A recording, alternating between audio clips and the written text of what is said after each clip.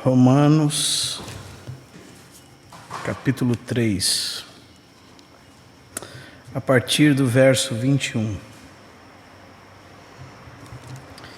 Mas agora, sem lei, se manifestou a justiça de Deus, testemunhada pela lei e pelos profetas. Justiça de Deus mediante a fé em Jesus Cristo, para todos e sobre todos os que creem, porque não há distinção, pois todos pecaram e carecem da glória de Deus, sendo justificados gratuitamente por sua graça, mediante a redenção que há em Cristo Jesus. Verso 25, a quem Deus propôs como propiciação mediante a fé, para manifestar a sua justiça, por ter Deus, na sua tolerância, deixado impunes os pecados anteriormente cometidos, tendo em vista a manifestação da sua justiça no tempo presente, para Ele mesmo ser justo e justificador daquele que tem fé em Jesus. Amém. Até aqui. Senhor, nós pedimos a Tua direção, pedimos o governo do Teu Espírito, pedimos que o Senhor abra os nossos olhos diante de um assunto tão precioso como esse. Sabemos que precisamos de revelação, Senhor. Sabemos que a revelação do Senhor, ela vem através da Tua palavra. Ajuda-nos, Senhor, com a nossa mente. Nossa mente que é muitas vezes distraída, que se empenha em entender coisas além do que aquilo que o Senhor quer ministrar a nós. E também que muitas vezes, Senhor, é enganada pelo inimigo com coisas superficiais do texto. E que não alcança aquilo que o texto tem a dizer. Por isso nós precisamos do Teu auxílio, Senhor. Que não sejamos distraídos, mas sejamos ouvintes atentos à Tua voz. Nós Te pedimos isso em nome do nosso Senhor Jesus Cristo. Amém. Irmãos, gostaria de pedir que os irmãos prestassem bastante atenção naquilo que nós vamos compartilhar.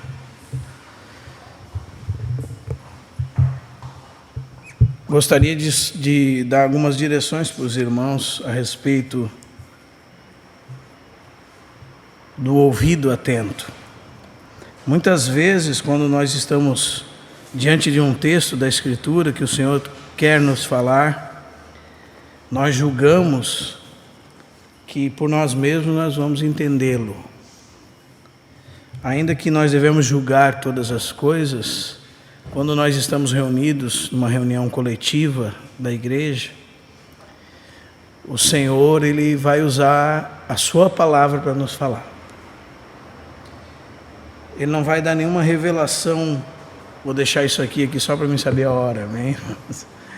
Ele não vai dar nenhuma revelação à parte disso. Ele vai revelar a Sua palavra aos irmãos através daquilo que Ele está fazendo naquele momento. Hoje nós estamos aqui, por exemplo, e pela graça de Deus, nós temos os ouvidos e uma boca. Amém?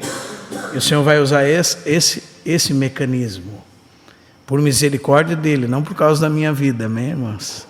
Mas eu chamo a atenção dos irmãos para isso, sabe por quê, irmãos? Às vezes nós estamos diante de um texto da Escritura e que algum irmão ou uma irmã está lendo e vai explicar aquele texto à luz daquilo que o Senhor quer falar sobre aquele texto. E nós avançamos no texto, queremos entender contexto. Isso é uma coisa saudável para nós fazermos na nossa casa. Como assim, irmão? Quando você está na sua casa meditando na palavra, então você está sozinho, você e Deus. Quando você está reunido com outros irmãos, o Senhor vai falar contigo através dos irmãos. Amém? E às vezes nós estamos tão acostumados a... Eu presto bastante atenção nos irmãos, porque muitos textos das Escrituras eu sei de cor, por causa da graça de Deus. Então sempre presto atenção nos irmãos, e muitas vezes os irmãos nem estão lendo aquilo que estamos lendo juntos. E depois que nós concluímos a leitura, os irmãos avançam como se houvesse algo. E nesse momento, irmãos, é onde o diabo muitas vezes nos engana com coisas superficiais. O diabo vai usar esse momento para, às vezes, chamar a atenção de você de um aspecto do texto que não tem nada a ver com o que Deus quer ministrar ao seu coração. Mas o que será que é essa passagem, essa palavrinha aqui? Aí você diz, o Senhor está me revelando. Daí você começa a folhear a Escritura, mas ao mesmo tempo você não tem mais atenção a nada daquilo que está sendo ministrado. Precisamos aprender que isso muitas vezes tem sido usado por diabo para nos distrair. Amém? Por isso, quando você está ouvindo alguém ler um texto, leia o mesmo texto, do começo ao fim. Aí você vai estar se submetendo a Deus na reunião. Não a mim, nem a qualquer outro irmão que está falando. Amém? Você vai estar se submetendo ao Senhor. E é muito importante que nós aprendamos desde cedo isso. Amém, irmãos? Nós estamos diante de um dos textos mais importantes das Escrituras Sagradas. Esse texto, ele tem resumido dentro dele verdades fundamentais para nós. Romanos capítulo 3, a partir do verso 21. Na verdade, quando nós conhecemos o livro de Romanos, nós descobrimos que essa é uma igreja que Paulo nunca esteve presente. Provavelmente, até a sua primeira prisão, ele nunca esteve com esses irmãos. E essa igreja não foi ele que fundou. Quando você lê o texto de Atos capítulo 2, você descobre que uma das línguas e um dos representantes daquelas línguas que eram ministradas pelo Espírito Santo eram a língua dos romanos. E que depois daquela dispersão, os irmãos se dispersaram por todos os lugares do mundo, e os irmãos que saíram de Jerusalém começaram a se reunir em Roma. Então Paulo não fundou a igreja de Roma. Por isso você descobre que Paulo não trata com nenhum problema nessa epístola. Ele tem uma liberdade no Senhor de fazer uma sistemática da doutrina cristã na epístola aos Romanos. E ele realmente faz isso com uma habilidade impressionante. Por exemplo, quando você lê o livro de Gálatas, você vê que Paulo está tratando um problema naquele livro. Paulo que fundou a igreja daquela região, todas aquelas igrejas da Galácia. E ele descobre que aqueles irmãos estão sendo desviados da fé em Cristo para um evangelho que não é o evangelho de Cristo. Então, ainda que você ache muita teologia cristã na epístola aos Gálatas, você tem um teor naquela epístola de alguém que está muito preocupado com o problema que está acontecendo. E ele usa a teologia dele para resolver o problema. Na epístola aos Romanos, não. Na epístola aos Romanos, você tem a pena de alguém muito tranquilo na sua mesa, elaborando um tratado do Evangelho. E nós podemos dizer que a epístola aos Romanos, realmente, ela pode ter o título de o Evangelho de Deus. Por isso, quando você abre no capítulo 1, verso 1, ele diz: Paulo, servo de Jesus Cristo, chamado para ser apóstolo, e diz: separado para o Evangelho de Deus. E que Evangelho é esse? Ele diz: o qual foi por Deus prometido por intermédio dos seus profetas nas Sagradas Escrituras. E do que trata esse Evangelho? Ele diz: com respeito a seu Filho. E Paulo elabora realmente um tratado de 16 capítulos de teologia. E quando eu falo teologia, não falo de como nós vemos teologia hoje. Nós separamos muitas vezes entre os espirituais e os teólogos e os acadêmicos. O meu conceito de teologia é que todo irmão tem que ser alguém que conhece muito bem a teologia, porque conhece muito bem a Deus e sabe dar resposta sobre Deus, sabe falar sobre Deus. Amém? E desde do primeiro capítulo dessa epístola, no verso 18, Paulo vai começar com a miséria humana, com o mundo sem esperança. E no capítulo 1, do verso 18, até o verso 32, ele mostra isso claramente no que se refere ao mundo de uma forma geral, o mundo pagão. E ele lança um conceito no verso 17, irmãos, que fala assim, visto que a justiça de Deus se revela no Evangelho, de fé em fé, como está escrito. E ele no 18 diz assim, a ira de Deus se revela do céu. Você sabia que Deus é um Deus irado? Muitas vezes apresentaram para você um Deus diferente das Escrituras. Mas uma das caras do Deus que a Bíblia revela é que Ele é um Deus de ira. Um Deus de ira, e nós vamos ler isso no nosso material hoje. Porque a ira de Deus, irmãos, é a sua resposta santa ao pecado. E se Ele não fosse um Deus que estivesse contra nós em ira, Ele seria um Deus imoral. Você sabia disso? Ele estaria como que dizendo assim, eu não me importo com eles. Não importa se eles roubam, matam, estrupam, blasfemam, isso não me afeta. E não é assim o caráter de Deus. O caráter de Deus é um Deus que deve dar uma resposta ao pecado e punir o pecador. E isso nunca mudou, irmãos. Há só 2 lugares onde o Senhor trata com o pecado da humanidade. Ou na cruz de Cristo, ou no inferno. Não mudou isso. Amém? Então nós precisamos entender, e Paulo começa a mostrar uma coisa muito importante para nós. Se nós não reconhecemos a nossa condição depravada, como seremos salvos? O Senhor Jesus disse que os sãos não precisam de médico, e sim os doentes. E Ele disse também que Ele não veio para os justos, mas para os pecadores. Os irmãos sabem que nessa época, nenhum dos homens nem era são, nem era justo. Todos nós temos ciência disso, né? O Senhor estava falando para aqueles que reconhecem a doença que têm e reconhecem que não são justos. Porque se você acha que você é justo, o que será o Evangelho para você?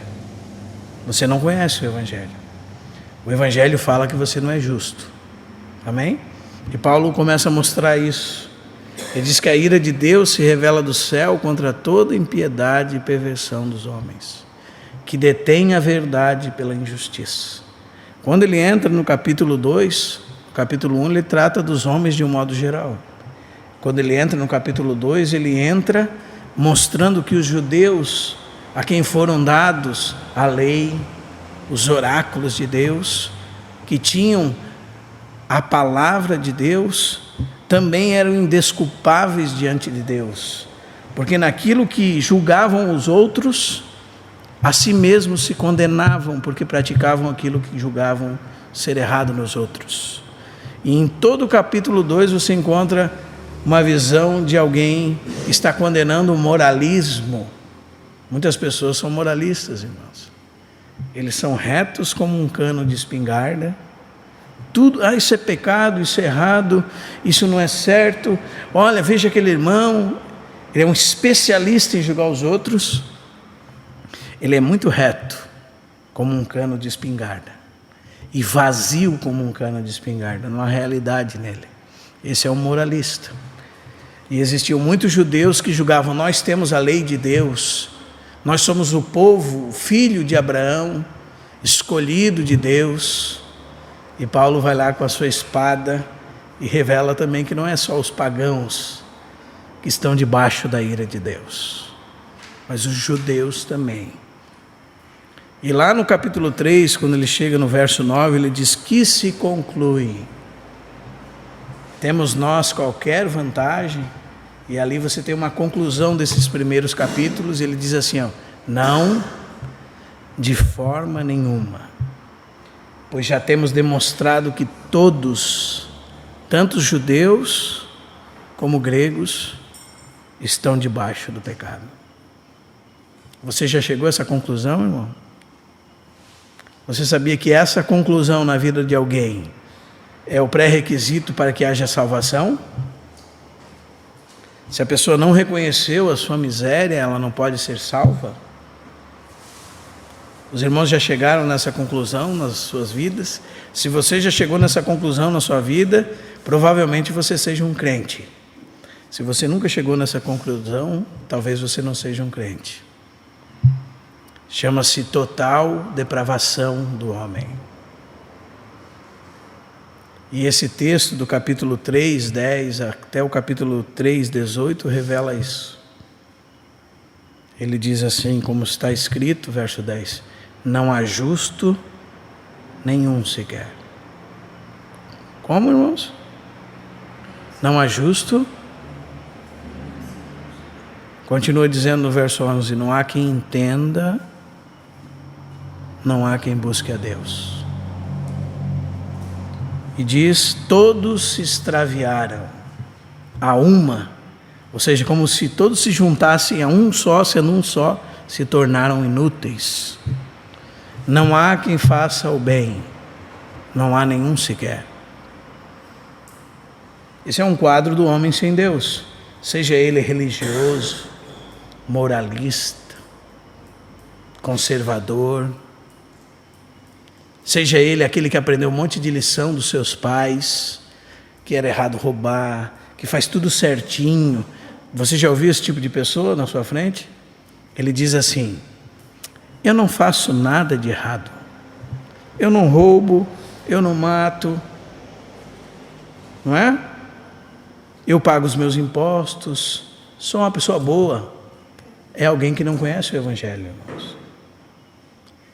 Na verdade, existem muitos crentes nominais que falam assim, porque eles não conhecem o Evangelho. Por isso precisam de uma exposição do Evangelho. E quando nós nos deparamos com a exposição de Paulo em Romanos, quando Paulo está tratando do Evangelho de Deus, ele vai começar com essa dificuldade humana. Ele, desde o começo da sua epístola, está pegando todos os homens e colocando no mesmo saco.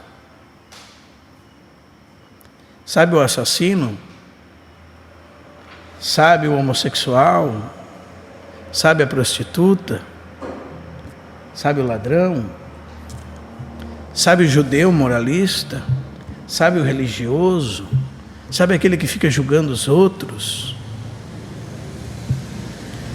Todos se extraviaram. Amém? É isso que nós precisamos entender. Porque daí, irmãos, nós vamos descobrir que nós precisamos que o Senhor nos salve. E só há salvação para quem reconhece a sua miséria. Amém? Nós precisamos reconhecer essas coisas. Então, nós chegamos no 3:21. E há um agora de Deus precioso nesse verso. Mas agora, sem lei. E quando Paulo está falando sem lei, ele não está menosprezando a lei de Deus. Outro tema que muitas pessoas não têm conhecimento. Quando você chega lá no capítulo 7 da Epístola aos Romanos, Paulo fala no verso 11 que a lei é boa. O mandamento é santo, justo e bom. E no verso 14 ele diz: a lei é espiritual. O problema não está com aquela lei que revela o caráter de Deus. O problema está com o homem. Então, há um propósito para a lei, mas a lei nunca serviu da parte de Deus para salvar o homem.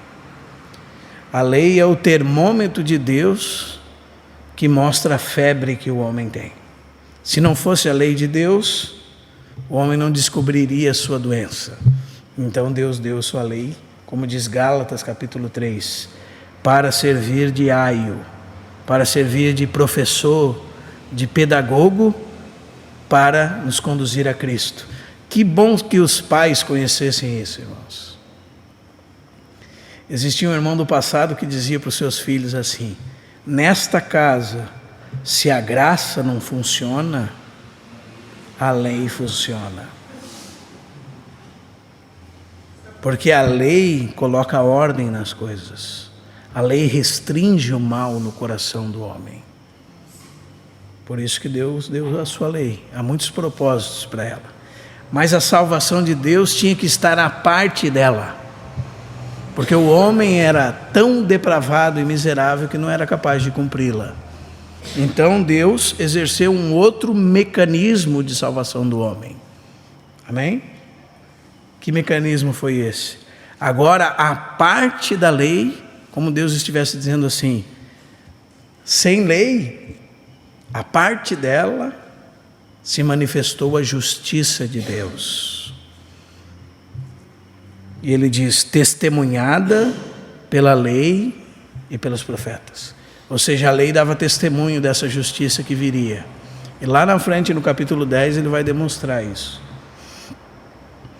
Justiça de Deus através ou por meio, acompanhe na sua Bíblia aí, verso 22, da fé em Jesus Cristo.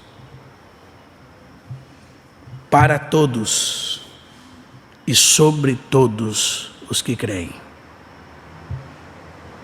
E diz o texto, pois todos pecaram e carecem da glória de Deus. Quantos pecaram, irmãos? Todos. Como diz o salmista no Salmo 51, em pecado me concebeu minha mãe. O pecado é algo que nasce com você. Está no seu DNA, na sua corrente sanguínea. Você não peca, então você se torna um pecador. Você peca porque você é um pecador. E quando esse texto diz assim, pois todos pecaram, o verbo pecar aqui está num tempo chamado aoristo.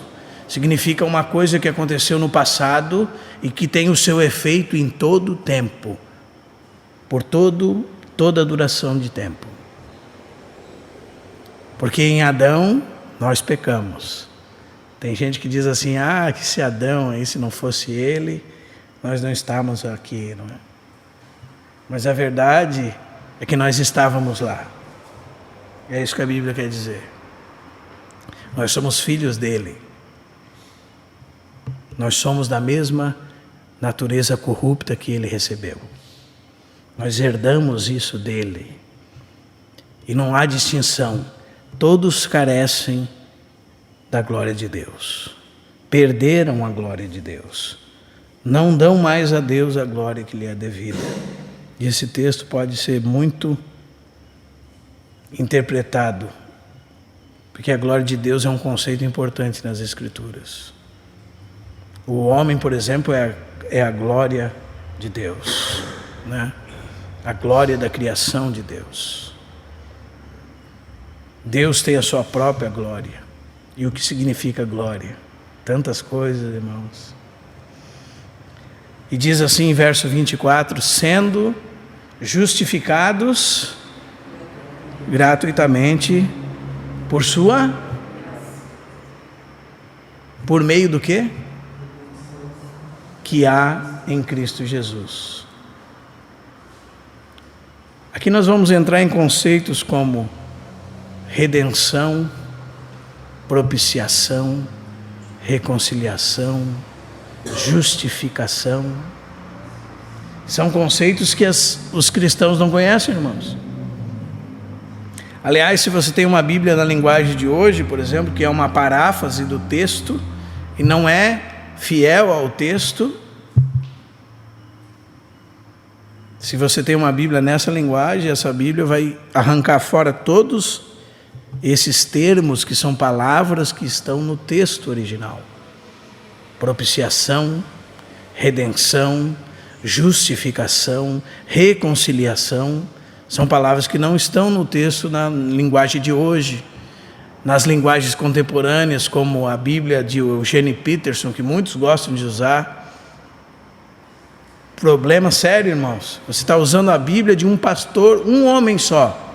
Prefiro usar a Bíblia de algumas centenas de homens que se juntaram numa comissão para avaliar os textos e chegar a uma conclusão juntos sobre um texto, do que tomar a Bíblia de um homem só e ler a interpretação dele do texto.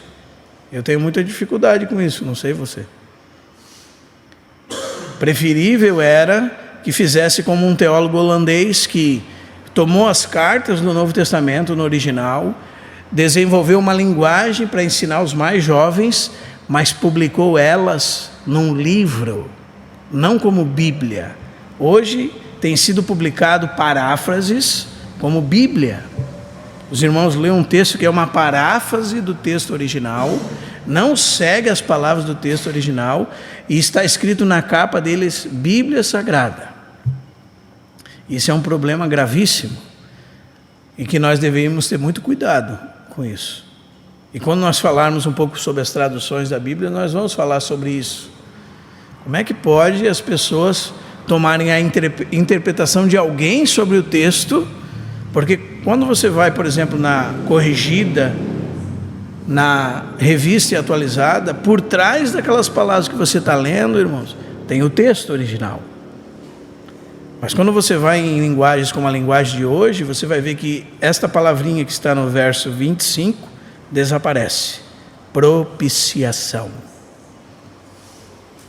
E é uma pena, porque é uma palavra que está lá no texto original e ela é muito clara, é um conceito bíblico e necessário para a salvação. Porque vai falar da obra de Cristo como substituto penal da lei de Deus para que nós possamos ser salvos, possamos ser aceitos por Deus. Ou seja, é aquilo que está falando da obra de Cristo como base para que Deus nos receba e nos aceite, para que Deus nos redima, para que Deus nos justifique, para que Deus nos reconcilie com Ele. Quando nós falamos, você lê no verso 25 depois ali. Vamos continuar o texto aqui. Sendo justificados, verso 24, gratuitamente, por sua graça, através de quê? Da redenção que há em Cristo Jesus. Esse é um dos primeiros conceitos que nós vamos tocar. E diz assim: a quem Deus propôs, essa é a proposta de Deus, no seu sangue, como, você pode escrever na sua Bíblia assim, como sacrifício expiatório, sacrifício substituto, mediante a fé, para manifestar a sua justiça no tempo presente, por ter Deus, na sua tolerância, deixado impunes os pecados anteriormente cometidos. Irmão, veja esse texto. Está falando que a cruz de Cristo é a base para Deus ter coberto os pecados do Antigo Testamento.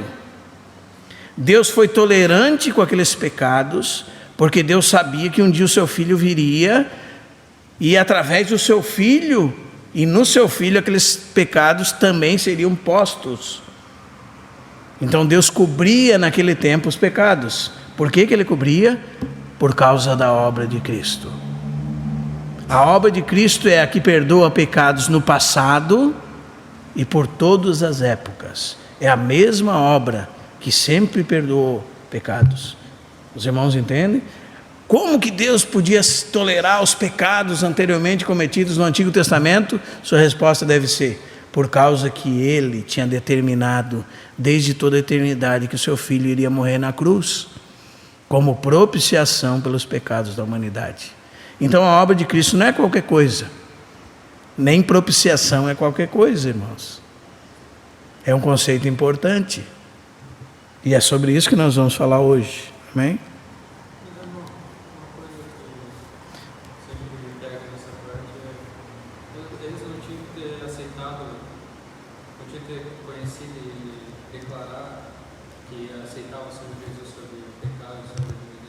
Eles faziam isso. Todas as vezes que eles punham a mão sobre um cordeiro e lançavam seus pecados sobre aquele cordeiro, eles estavam anunciando a morte de Cristo. Essa foi a ordenança de Deus para aquele tempo, até que viesse Cristo. Amém? Nós vamos entender isso bem, irmãos. Mas veja o texto aqui. Por ter Deus, final do verso 25, na sua tolerância, feito o quê? Se você não entendeu o que nós estamos falando aqui, Deus foi negligente com o pecado de alguém antes, irmão. E agora? Por que Ele fez isso? Por que naquele tempo Ele cobriu pecados? E preste atenção, estou sempre repetindo a mesma expressão quando falo do passado. Cobrir não é apagar. Apagar aconteceu em Cristo. É como você deixa ali até o tempo de você lançar fora. As ofertas do Antigo Testamento cobriam pecados, tapavam pecados. Quando João olhou para Cristo, ele disse: eis o Cordeiro de Deus que o quê? Tira. É uma coisa, cobrir é outra. Então, na dispensação da graça, nós temos uma coisa muito mais elevada, que foi proposta por Deus. Por isso que Paulo está falando isso aqui. É disso que ele está falando. Agora, sem lei, se manifestou a justiça de Deus. Quando Cristo se manifestou, a justiça de Deus se manifestou. Por isso, quando ele chega diante de João Batista, você pode ter dois entendimentos daquele texto. João Batista olha para ele e diz assim: tu vens a mim, eu que devia ser batizado por ti, porque é o santo de Deus que está na frente dele. Alguém irrepreensível, irmão, sem natureza pecaminosa, diante dele. E ele tem o Espírito, ele tem revelação de Deus de quem está diante dos seus olhos. Ele diz que esse não era ele digno nem de tirar as sandálias do pé, nem de desatar as sandálias do pé. E o que Jesus disse para ele? Deve se cumprir toda a justiça. Jesus veio cumprir toda a justiça de Deus. Ele se colocou no nosso lugar, como nosso substituto. Ele está assumindo uma postura no nosso lugar. Os irmãos entendem? Ele não está dizendo assim para João: João, deixa quieto, batiza aí, porque... Não, ele veio para fazer isso, irmãos. Para tomar o nosso lugar como nosso substituto. Ele não precisava ser batizado, porque ele não tinha nada que se arrepender. Mas aquilo demonstra e prefigura aquilo que ele está fazendo por nós. Ele está anunciando assim: eu vim cumprir a justiça no lugar deles. Agora nós recebemos essa justiça mediante a fé. É isso que está falando o texto aqui. A justiça de Deus que é recebida por nós mediante a fé em Cristo Jesus. Amém, irmãos?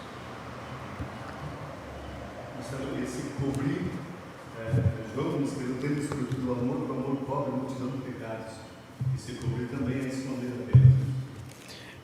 apenas. Mas daí lá em João está tratando de outro assunto daí. O assunto de Deus no Antigo Testamento é que ele iria tratar com o pecado em Cristo. E é o tempo da sua longanimidade até a vinda de Cristo. O assunto do cobrir pecados em João se for entendido dessa forma e relacionando-se conosco, periga a gente entender que a gente tem que ser tolerante com coisas erradas. Então a gente deve tomar cuidado com isso. Amém? Não é que Deus não tratou o pecado deles. Havia o tempo que Deus trataria o pecado deles. Os irmãos estão entendendo, irmãos? Então daí nós vamos começar, vamos distribuir esse material aqui, nós vamos ler bastante hoje. Como de costume nós vamos falar cerca de 1 hora, vamos dar uma pausinha e depois mais 1 hora. Amém? O Lucas vai me ajudar aqui.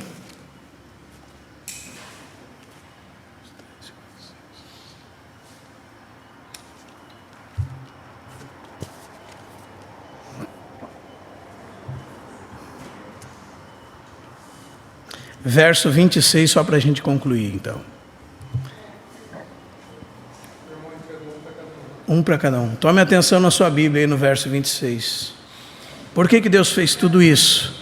Tendo em vista... Leia devagar a sua Bíblia, irmão. Você nem imagina quantos meses nós poderíamos passar nesses versículos. Tendo em vista... Verso 26. A manifestação da sua justiça. Sim, aqui na minha fala, tendo em vista a manifestação da sua justiça, aonde? Mas agora, em Cristo, agora, nesse tempo agora. E irmão, tem uma coisa que é inconcebível para quem não entende a salvação que vem agora nesse texto aí. Para ser Ele mesmo justo e justificador. Se você não entender a expiação como a doutrina da substituição penal, você não vai entender Deus como justo. Justo significa que Ele tratou com o pecado. Ele não deixou de tratar o seu pecado. Ele não jogou o seu pecado no fundo do mar sem ter tratado com alguém esse pecado. Justo significa, irmãos, que Ele tratou com todos os nossos pecados. Os irmãos estão entendendo, irmão? A justiça de Deus é algo que ou você vai entender direito ou você vai ter com muito problema. Amém? Porque assim, irmãos, eu posso adiantar para os irmãos que o maior problema das pessoas, sabe qual é? Elas não entendem o que a Bíblia diz sobre Deus. Quem é Deus? O ser de Deus. A dificuldade real das pessoas, irmãos, com a doutrina de Deus ter matado Cristo, seu próprio Filho na cruz, sabe qual é? Sabe qual é, irmãos? De Deus ter pesado a sua mão de toda a sua ira sobre o seu Filho naquela cruz. Sabe qual é o problema real das pessoas com essa doutrina? O problema real é o fato de que o conceito de Deus delas é totalmente inadequado. Elas não sabem quem é Deus. Elas não conhecem Deus. Elas dizem assim, Deus não é amor. Se Deus é amor, como é que Ele tomou o nosso pecado e colocou sobre um inocente? Porque foi isso que aconteceu na cruz, irmãos. Não é? Ele tomou o teu pecado e colocou sobre alguém que não tinha pecado. Aquele que não tinha pecado foi feito pecado por nós. 2 Coríntios 5, 21. Aí você diz assim, nossa, que amor é esse? Não é assim? Essas pessoas, elas ignoram os aspectos do caráter de Deus e enfatizam só um lado, excluindo todos os outros do caráter de Deus. Ou seja, não conhecem a Deus, não conhecem quem é Deus. Por isso, se assombram com o conceito de Deus. Até mesmo, muitas vezes, elas dizem que Deus não pode ser amor e fazer uma coisa dessa. Sabe qual é o problema disso, irmãos? É que essas pessoas têm um conceito de amor humano.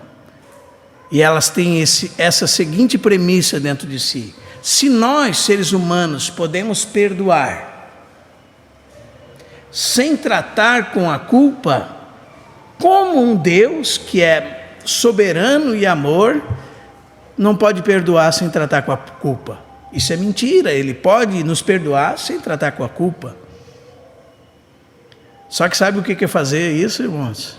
É lidar com Deus como se fosse um homem caído, depravado,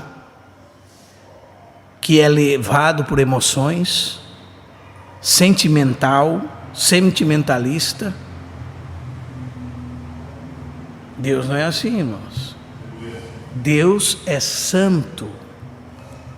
O fato dele ser santo significa que ele, para não ser imoral, deve dar uma resposta ao pecado. Porque ele está com o pecado diante dos seus olhos. E quando eu falo isso, eu falo do conceito de que Deus está em todos os lugares. E todas as coisas existem porque Ele existe. E Ele sustenta todas as coisas. Esse é o conceito bíblico. Então, por esse fato, os homens têm desonrado a Deus. Não têm dado a Deus os direitos que são devidos a Ele. E por causa da sua santidade, Ele, para ser Deus, como a Bíblia diz que Ele é, deve dar uma resposta a isso. Então, quando nós conhecemos Deus de maneira mais clara, nós vamos descobrir que é diferente do amor tolo e humano. Que, não estou falando que você não possa perdoar,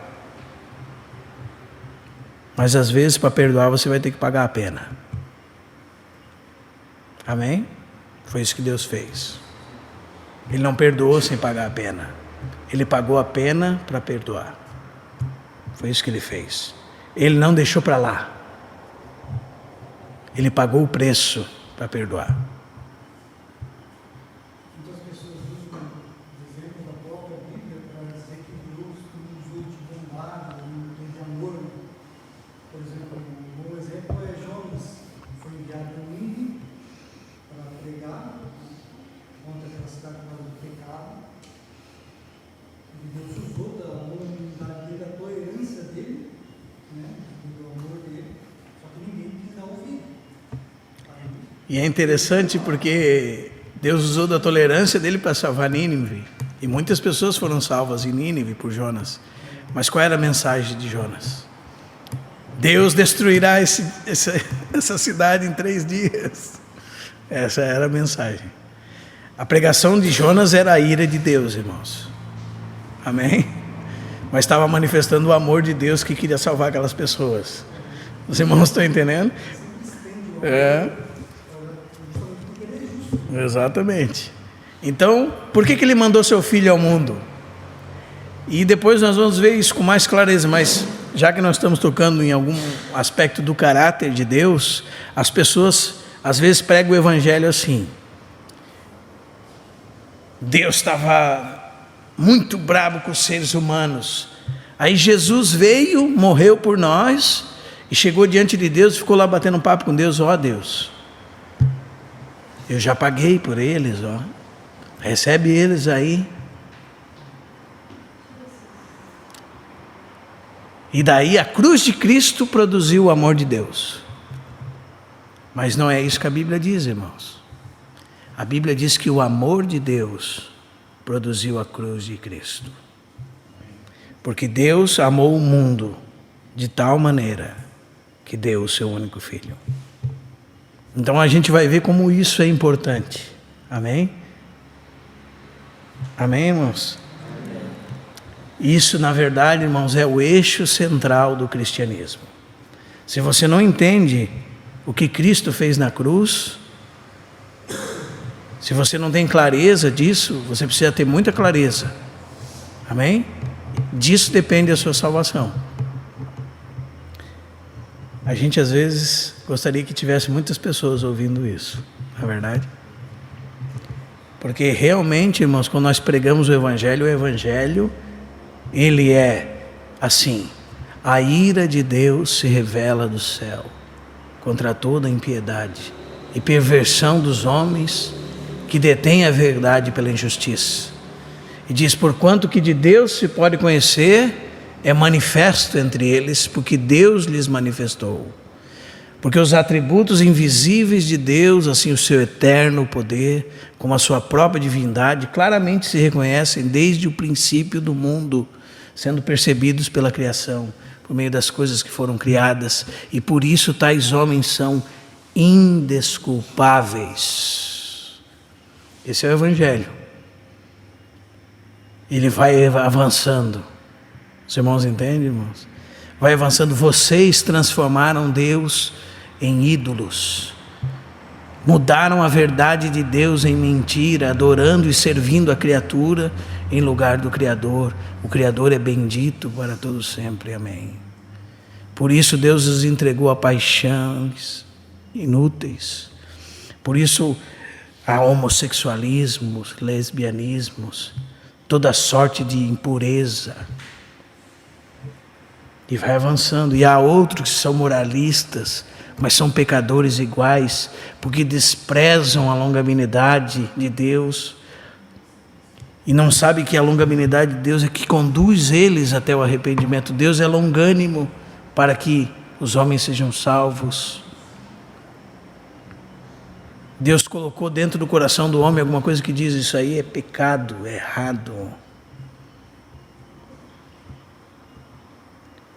Todos são pecadores, todos estão debaixo da minha ira, mas eu tenho uma proposta. Amém, irmãos? Eu tenho uma proposta, essa proposta é o meu filho. Quando você lê textos como: eis aqui o meu escolhido, o meu amado, em quem tenho todo o meu prazer, você está ouvindo a proposta de Deus para os homens. Este é o meu amado, a ele eu ouvi. Amém, irmãos? Os irmãos estão entendendo? Esse é o coração do amor de Deus. Se eu preciso dar uma resposta a tudo isso, mas como vou fazer para responder isso justamente e ainda assim salvar os homens? Vou enviar meu filho. Vou pagar os pecados dele, colocar sobre o meu filho. E a ira de Deus vai cair sobre o filho. Por isso que quando você lê Isaías capítulo 53, verso 6, diz que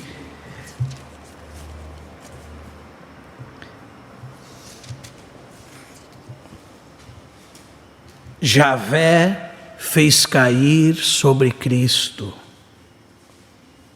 toda a nossa iniquidade. Os irmãos estão entendendo, irmãos? Isso significa isso aqui, verso 26, justo, Deus justo. Ele pegou todo o seu pecado. Mas só vou dar um exemplo para os irmãos. A próxima vez que você for pecar, lembre que Cristo morreu por isso. Como assim, irmão? Lembre que esse pecado estava sob o lenho maldito. Foi uma das coisas que fez o Cristo ir para a cruz. Talvez você vai até fugir dele. Você vai pensar que alguém inocente levou sobre si isso. Você vai acordar na sua consciência. É isso que a expiação faz por nós, irmãos. Ela tem muitos efeitos. Amém? A pessoa pensa assim: eu vou pecando. Já está pago, né? Eu vou pecando. Isso aí é quem não entendeu a fé, irmãos. Não creu. Talvez não tenha o Espírito de Deus. Amém? Não é desculpa para pecar. Amém? Vamos lendo o material ali então. Expiação.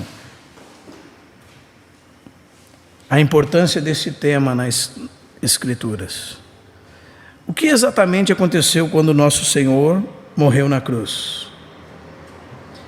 Essa é uma pergunta muitíssimo vital. Aliás, a mais vital das perguntas que poderíamos enfrentar juntos.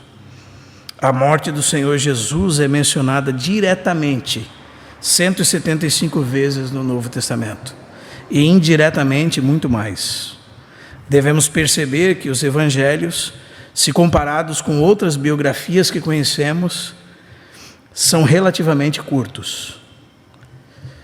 Mas quase um terço de cada um deles é devotado à morte do Senhor. É até estranho, não é, irmãos? O que revela como esse assunto é fundamental. Quando você vai escrever a biografia de alguém, você vai contar lá os detalhes da morte daquela pessoa. Aquela pessoa estava com câncer, aí começou a ser corroída pelo câncer, e fez quimioterapia, e depois voltou para casa com 20 quilos, e não sei, você vai contar isso sobre a morte, sobre a pessoa, quando você escrever a biografia dela? Vai? Os evangelhos usam mais de um terço deles para falar sobre a morte de Cristo. Nem parece uma biografia, não é verdade? Na biografia se conta coisa boa, irmãos. E existe um motivo para isso. Amém? É exatamente um terço de Mateus. Mateus tem 28 capítulos e um terço fala da morte de Cristo. É quase um quarto de Lucas, e no caso de Marcos e de João é mais de um terço. Portanto, obviamente a implicação é que os evangelhos consequentemente nos levam a descobrir que enquanto sua encarnação, sua vida e seus ensinos são de vital importância, sublinhe isso no seu material, o evento que excede a todos os demais em importância é a morte na cruz, sua morte na cruz. Aliás, irmãos, ainda que esse tema fosse uma pedra de tropeço para os judeus e loucura para os gentios, como Paulo fala em 1 Coríntios 1, 23, ainda que soubesse que de tudo isso eles colocaram sua morte em primeiro plano. Você já se perguntou sobre isso? Leve essa tarefa para casa. Leia o Novo Testamento e veja quantas menções tem da morte de Cristo. Aí você vai entender que é realmente um assunto importante e essencial. No livro de Atos, a sua morte é dada a mesma proeminência. O método de Paulo ao entrar nas sinagogas era estabelecer e provar que convinha que Cristo padecesse.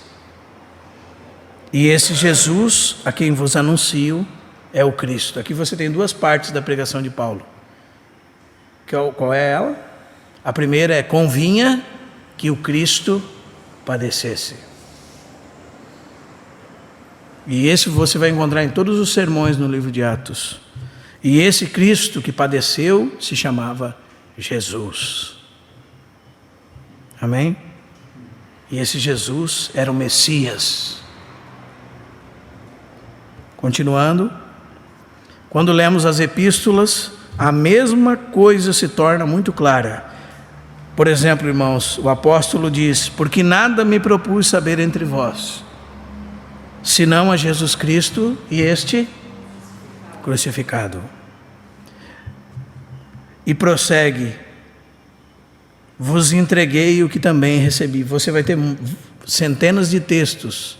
Eu até queria colocar eles ali, irmãos, mas não ia dar tempo, porque quando eu fui selecioná-los, levei 4 horas para escolhê-los e colocá-los aí no seu material. Então valorize esse material, leia, decore os textos. Tem centenas de textos no seu material sobre a morte de Cristo. Não deu tempo nem de colocar ali. Vos entreguei o que também recebi, que Cristo Jesus morreu pelos nossos pecados, segundo as Escrituras. 1 Coríntios 15, 3. Também os outros autores do Novo Testamento enfatizam esta verdade. Sabendo, vamos lá, 1 de Pedro 18 e 19. Está aqui no material, não preciso nem abrir. Sabendo que não foi mediante coisas corruptíveis, como prata e ouro, que fostes resgatados do vosso fútil procedimento que vossos pais vos legaram. Mas, pelo quê? Quando você encontrar essa palavra no Novo Testamento, irmão, tome atenção para ela. Sabe quando você vê um demônio assim, tem gente dizendo assim, sangue de Jesus tem poder, sangue de Jesus tem poder. Isso é uma besteira, irmãos. É de alguém que não conhece o que está escrito na Bíblia. Sangue de Jesus tem poder. Não sabe nem o que está falando, irmão. O sangue de Jesus significa sacrifício de vida. Vida tirada. Morte. Sacrifício de si mesmo. Ele foi lá e se entregou à morte. O sangue significa isso, irmãos. O sacrifício da vida do Filho. E foi isso que pagou o preço por nós. É isso que ele está falando. Não tem prata, nem ouro. Não foi com isso que nós fomos comprados. Você não foi comprado com nada desse mundo, nada material. Você está entendendo, irmãos? Você foi comprado pelo precioso sangue de Jesus Cristo. Pela vida que Ele entregou por você, por mim, por nós. É isso que está falando. Mas pelo precioso sangue. Como do quem? De cordeiro sem defeito e sem mácula. O sangue de Cristo. 1 de Pedro 18 e 19. E também 1 de João 1, aliás 2:2, né? Ele é a propiciação. Olha a palavrinha de novo, hein, irmãos? Expiação. Propiciação pelos, e não somente pelos nossos, mas ainda pelos do mundo inteiro. Amém? Apocalipse 7,14, lavaram suas vestiduras e as alvejaram no sangue do Cordeiro. Qualquer que leia o Novo Testamento terá a impressão que a morte de Jesus é de suprema importância. Amém? Os irmãos, por exemplo, irmãos, imagine, os autores do Novo Testamento ocuparam seu tempo com isso, de falar sobre isso. Isso era um escândalo para os gregos, era loucura para os gregos. Para os judeus, então, irmãos, maldito todo aquele que for pendurado no madeiro. Eles faziam questão de pregar que Jesus era o maldito de Deus pelos homens. Ele se fez maldição por nós. Porque Gálatas 3,13 diz, maldito todo aquele que foi pendurado em madeiro. Ele fez isso por nós como nosso substituto. Amém? Os judeus ainda tinham, no Antigo Testamento, toda a sombra de Cristo, né, que se revelava no Novo Testamento. Sim. Voltamos então para a pergunta: o que realmente aconteceu quando o nosso Senhor morreu na cruz? Qual o sentido, a explicação dessa morte? Este é um assunto somente para os teólogos. Espero que você não pense assim, irmão. As pessoas, muitos dizem assim, não sou teólogo, nem me preocupo com doutrina. Tudo que sei é que Jesus morreu lá. Não há perigo mais terrível que esse. Devemos ter nossa mente ativa naquilo que se refere à cruz do Calvário. Ela é um elemento central, é o eixo central da obra de Cristo e recebe ênfase em todo lugar nas Escrituras. Devemos nos perguntar sobre como acreditamos na cruz. Temos nossa própria interpretação sobre ela? Este é um perigo terrível, pois nossa interpretação pode estar totalmente equivocada. E eu reservei para os irmãos, lá na página... Nós não vamos ler agora, mas na página 24 você tem um anexo de várias doutrinas falsas sobre a expiação.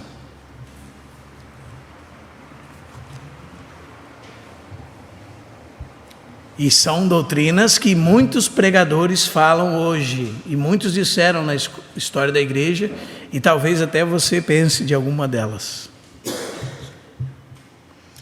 Por exemplo, a primeira ali, que Cristo pagou o resgate a Satanás. Se eu sair pela rua aqui, irmãos, perguntar para os crentes essa pergunta aqui: para quem Cristo pagou pelos nossos pecados? Gostaria de ver as respostas. Para quem Cristo pagou pelos nossos pecados? Foi para o diabo? Então, como você explica que você estava debaixo do domínio das trevas? Você precisa saber, irmão. Com certeza não foi para o diabo. Com certeza o pagamento da morte de Cristo foi para cobrir diante de Deus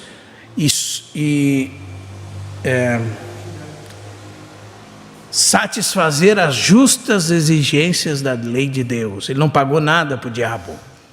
Mas se nós sairmos por aí, muitos vão pensar que foi para o diabo que Jesus pagou. O diabo estava com a gente lá acorrentado, assim, em algum lugar. Aí Jesus chegou lá, pagou, nos levou, e ainda vai citar os textos, como Colossenses 1,13, por exemplo. Ele nos libertou do império das trevas e nos transportou para o reino do Filho do seu amor. Não é assim?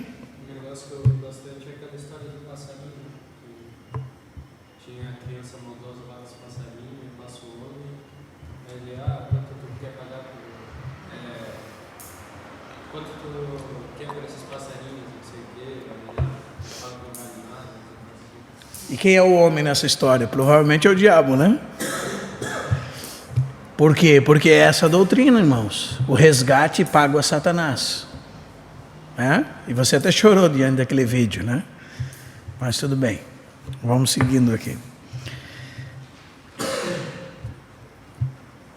O que cremos sobre a cruz? Paulo nos fala que podemos esvaziar a cruz de todo e qualquer efeito, por meio de filosofias e vãs sutilezas. Colossenses 2,8. A cruz de nosso Senhor Jesus Cristo continua sendo uma ofensa ao homem natural. Outros dizem, irmãos, a cruz foi um acidente. Foi uma trama política.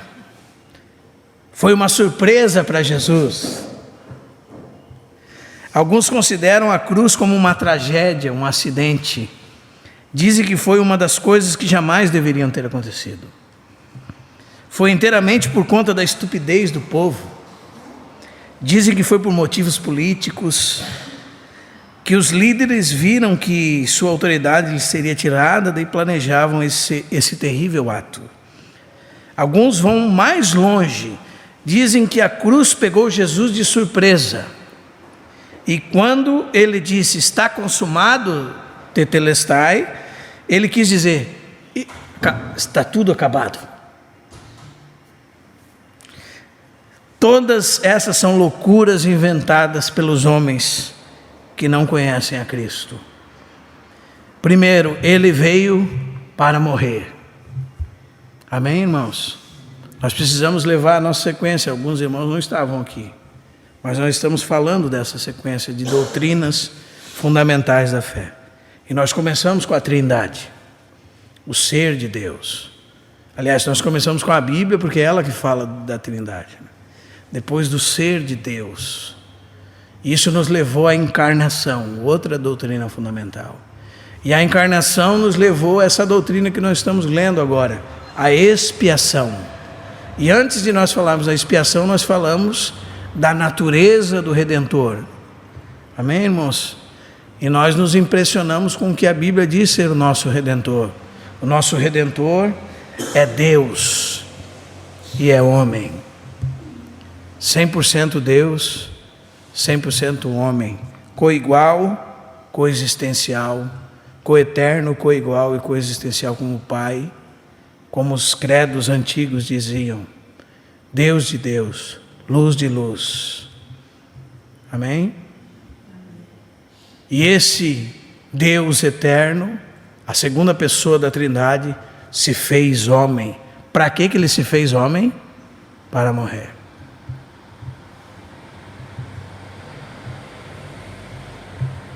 Em vários lugares nosso Senhor falou sobre a cruz. Por exemplo, Mateus 16, 21. Todos nós sabemos que Mateus 16, a partir do verso 13, ele começa a dizer, ele leva os discípulos para os lados de Cesareia de Filipe, e diz para os discípulos assim: quem dizem os homens ser o Filho do Homem? Ele pergunta para eles, quem diziam os homens ser ele? E depois ele pergunta outra coisa para eles: e vós, quem dizeis que eu sou? Por que ele está fazendo isso? Ele está fazendo isso para revelar a sua pessoa, quem ele é. Ele é o Cristo, o Filho do Deus vivo, foi a resposta de Pedro. E depois que ele revela quem é a sua pessoa, no verso 21, aí você tem esse texto. Desde esse tempo, começou a Jesus a mostrar a seus discípulos que foi um acidente, foi uma tragédia, não devia ter acontecido. Eles fizeram isso com ele por inveja, foi uma trama política. O que ele diz aqui, irmãos? Que era... nós vamos falar sobre isso, irmãos. A cruz era absolutamente necessária e sem ela não existiria salvação. Não é algo acidental. Era necessário seguir para Jerusalém e sofrer muitas coisas dos anciãos, dos principais sacerdotes e dos escribas. Que mais? Era necessário ser morto e ressuscitado ao terceiro dia. Amém? Mateus 20, 28 também. Tal como o Filho do Homem, que não veio para ser servido, mas para servir e dar a sua vida em resgate por muitos.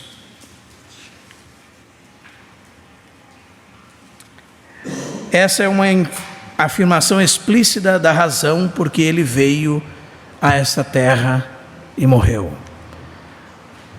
Você pode tomar mais uma tarefa para você. Eu só coloquei um texto aqui. No Evangelho de João devemos prestar atenção à expressão a hora. Ainda não é chegada a minha hora. Que hora é essa?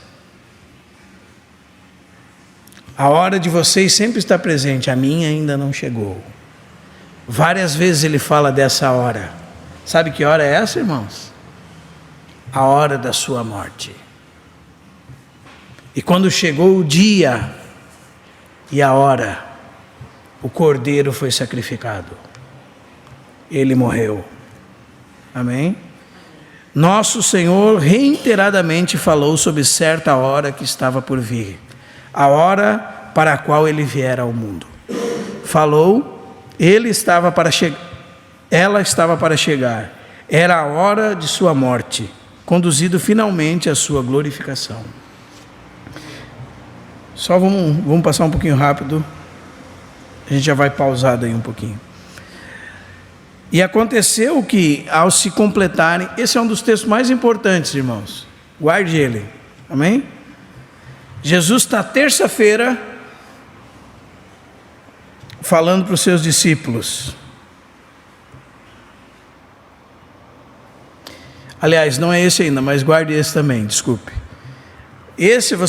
Eu chamo a atenção dos irmãos para essa expressão aqui. E aconteceu que, ao se completarem os dias em que devia ele ser assunto ao céu, isso ainda ele não morreu. Os irmãos estão entendendo, irmãos? Chegou a hora. Amém, irmãos? Chegou o tempo. Chegou os dias. O que aconteceu com ele? Ele manifestou no seu... Procure essa expressão em Lucas. Essa aqui, a intrépida resolução. Não é só aqui que aparece, não. Não é só no 9:31, não. Várias vezes em Lucas aparece isso.